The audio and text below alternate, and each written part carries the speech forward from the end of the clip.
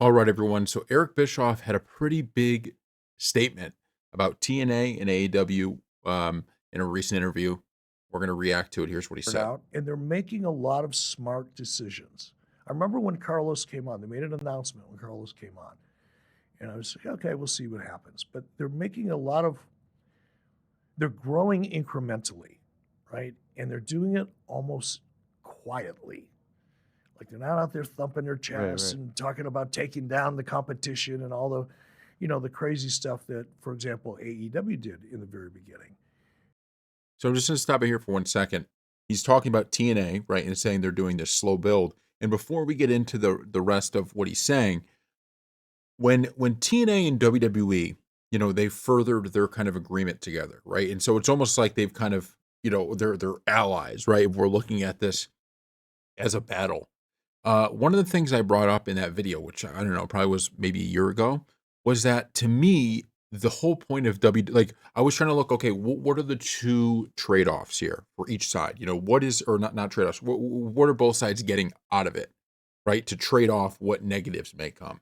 Like, why would WWE want this deal and why would TNA want this deal? And one of the things I pointed out for WWE is that they viewed it, and once again, I don't have a source, I'm just going off what I'm reading. They viewed it as perfect. Okay, you have this AEW that's kind of second, and I understand they're not threatening to put WWE out of business, but they're the biggest competition. And the bottom line is AEW has a group of fans that are really loyal to it, so it's its biggest competition. And if you could kind of take that second spot and have the battle be between TNA and AEW, well, that helps them out a lot because now you're splitting the kind of crowd that's not watching WWE, right? You're splitting that crowd in half. So that's why I thought, maybe that's something. And on the flip side, for TNA, well, it makes all the sense in the world because now TNA gets all of these things like talent could come in and wrestle there, right? They get all of these things and it takes them from kind of that maybe third promotion to now maybe competing for second, right? So that's why I thought it made sense for both sides to do it. And I think this is what Eric Bischoff is beginning to hit on here, right? Which is TNA is not taking the stance of we're anti WWE or we're trying to compete with WWE. They're taking basically the stance of we're just putting on a good wrestling product here. And they get the benefit of being able to utilize some not only former WWE wrestlers, but also ones that are currently on TV. They're just quietly going about their business, producing great shows, bringing in great talent, and getting involved with great partnerships, and they're growing their business. And that's the part that excites me, watching a business grow, especially a wrestling business. Got a little bit of an affinity for it. Yes. So it's been fun watching TNA grow. It's been shocking somewhat for me because I felt like they were almost dead a few years ago, right? It just felt like they were going nowhere, that they had no momentum, and now all of a sudden, 7,600 at a big arena last night. The deal with WWE has obviously been beneficial, but it just seems like they have a ton more momentum than maybe 3-4 years ago. They're one deal away from being a major player. Wow. If they get a broadcast partner, if they get the right broadcast situation, because they've got the product. So part of this is because of that partnership with WWE. That can't be overstated. And I know people like the Hardy Boys have been there before this partnership with WWE, but it's the fact that you have kind of this revolving door of people that are going back and forth. And now that there's actually a good relationship between TNA and WWE, I'm really interested to see what the Hardy Boys are doing. Obviously, they just won a championship.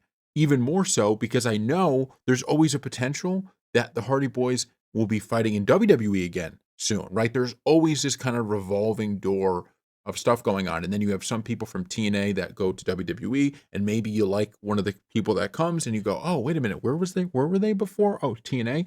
Let me go check that out.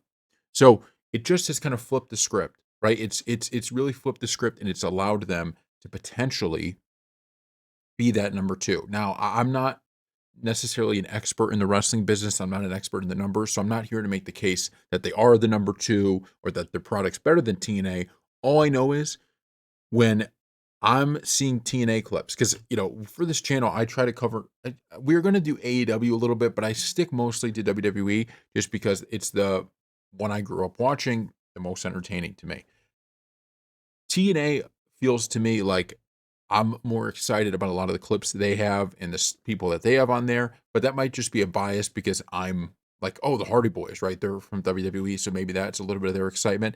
And AEW feels like they have really cool moments too, but it just doesn't necessarily have that appeal where I'm like, I need to be now watching AEW, where I'm starting to get that feeling a little bit for TNA. That's just my, kind of uneducated stance on it because, like I said, I don't watch a ton of AEW or They TNA. know what they're doing. There's a good team of people. They just need a bigger platform. And if they get it, watch them take off. Are you surprised by this? Did you think they were dead? I'm surprised by it. Yeah. I wrote them off a long time ago. It felt like they had, I mean, there was no sizzle. It was There gone. was no sizzle. There was no.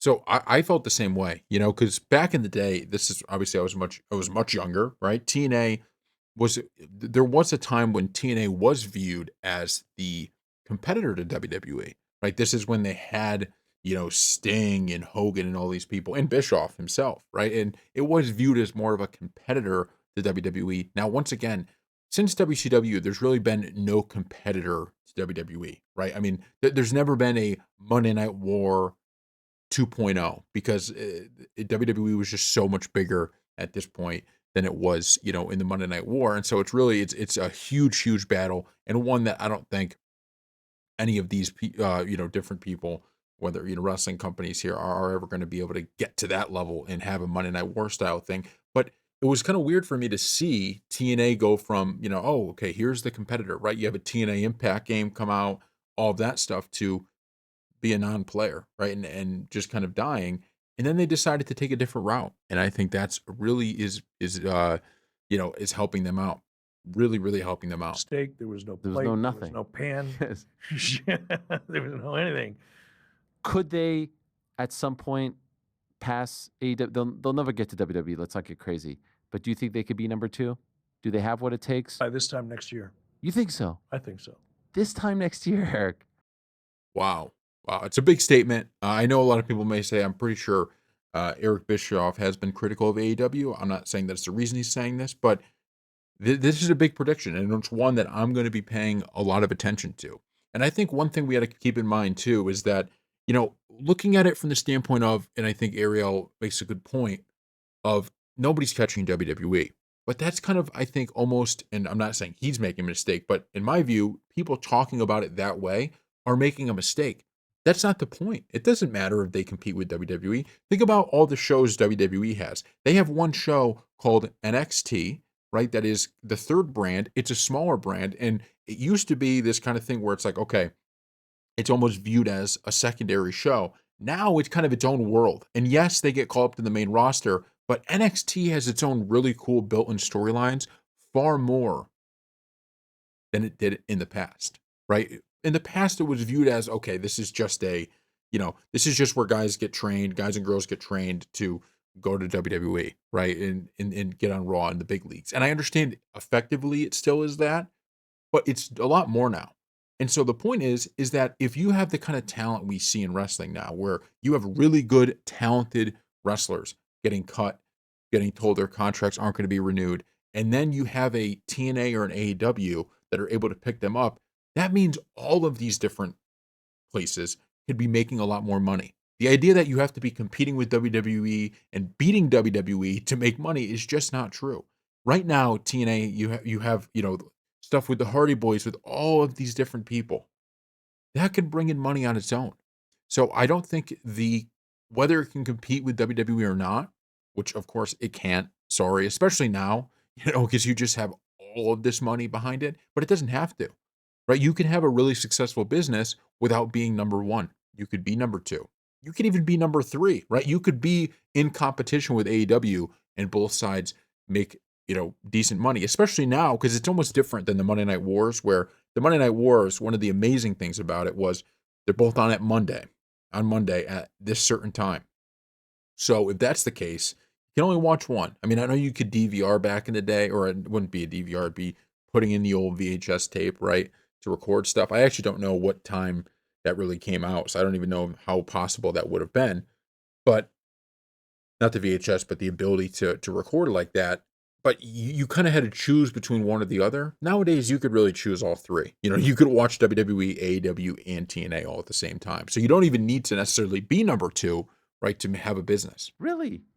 It depends on the TV deal, though, right? Depends on a TV deal. If the Depends TV on- deal isn't a big one, isn't a great one, that will be tough. Damn near impossible. Right. But you feel like they could do it this time next With year. the right television partner. They're number two this time. How do you? What's number two? By what revenue? By what Sure. measure do we define a number two? But I think in terms of television ratings, popularity, yeah, they could be number two in a minute. What are they doing right that you think AEW is not They're doing? just doing the basics. They're doing the basics and they're producing a show for the mainstream wrestling audience, not for that 10% hardcore sicko Right. that everybody thinks is a cool demo, because it's not. So that's Eric Bischoff's take. Obviously, he was very clear about the way he thought. But I do think the one takeaway, whether you agree with whether it could be number two or not, the truth of the matter is that the partnership with WWE, that I think is an undeniable success, an undeniable good decision, because there is so much talent that can move between both. There's so much free branding that you're getting from this. You have people like Joe Hendry, right, at WrestleMania.